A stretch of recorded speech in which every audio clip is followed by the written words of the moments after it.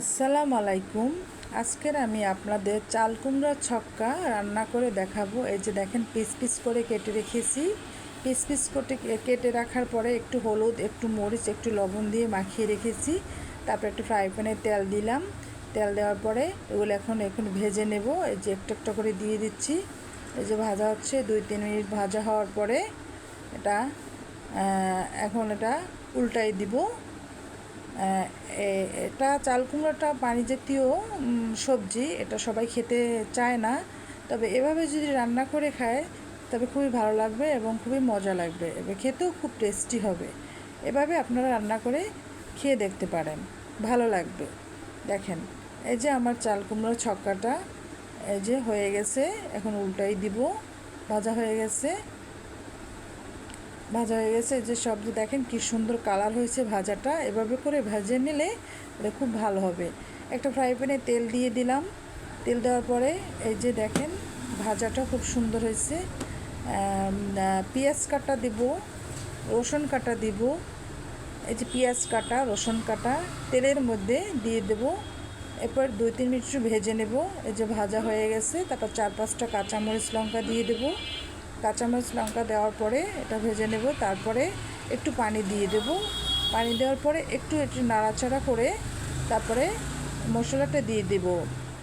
1 চামচ মরিচের গুঁড়া, 1 চামচ হলুদের গুঁড়া, 1 চামচ ধনিয়ার গুঁড়া, 1 চামচ লবণ, 1 চামচ জিরার গুঁড়া, এগুলো সব দিয়ে দিলাম।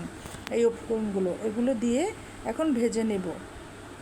এই যে দেখেন একটু কষিয়ে নেব।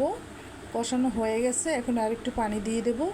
পানি দেওয়ার পরে আরেকটু নাড়াচাড়া করব। নাড়াচাড়া করে এই যে দেখেন কষানো হয়ে গেছে, এখন চাল কুমড়োর ছক্কাটা দিয়ে দেব। চাল কুমড়োর ছক্কাটাকে ঢেলে দিয়ে এগুলো একটু নাড়াচাড়া করব। নাড়াচাড়া করে মিক্স করে দেব। মিক্স করে দেওয়ার পর একটু ঢেকে দেব। ঢেকে দিয়ে দিলাম। এই যে উঠালাম, আরেকটু নাড়াচাড়া করতে হবে ঢাকনা দিয়ে।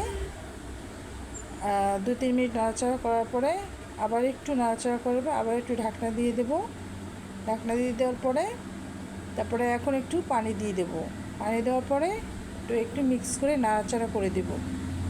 নাড়াচাড়া করে এটাকে একটু ঢাকনা দিয়ে ঢেকে দেব।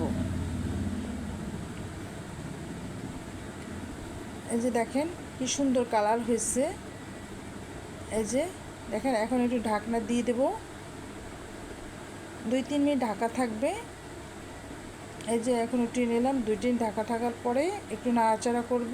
নাড়াচাড়া করার পরে তারপর আরেকটু ঢেকে দেব। ঢেকে দেওয়ার পরে এটা সেদ্ধ হবে, অল্প আছে সেদ্ধ করতে হবে। এটা বেশি একটু সেদ্ধ করা লাগবে না, কারণ আগেই তেলে ভাজা হয়েছে। তেলে ভাজা হওয়ার পর দেখেন একটু জিরার গুঁড়ো দিয়ে দেব। জিরাটা টেলে নেবেন। জিরাটা টালার পরে তারপর এটা গুঁড়া করে এর উপরে ছিটিয়ে দিবেন। ছিটিয়ে দেওয়ার পরে দেখেন ঘ্রাণটা খুব সুন্দর আসছে। ঘ্রাণটা এত সুন্দর লাগছে, মনে জন্য খুব টেস্টি। এবং এটা ঢাকনা দিয়ে ঢেকে দিব। এই যে উঠানোর পরে আরেকটু নাড়াচাড়া করব। নাড়াচাড়া করার পরে তারপরে এটা একটু ঢাকনা দিয়ে দেব।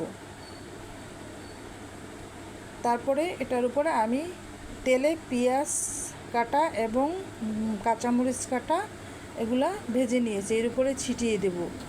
ছিটিয়ে দেওয়ার পরে এই যে দেখেন কি সুন্দর হয়েছে। গ্রামটা খুব সুন্দর, কালারটাও খুব সুন্দর হয়েছে। এই যে আমার চাল কুমড়ো ছক্কা হয়ে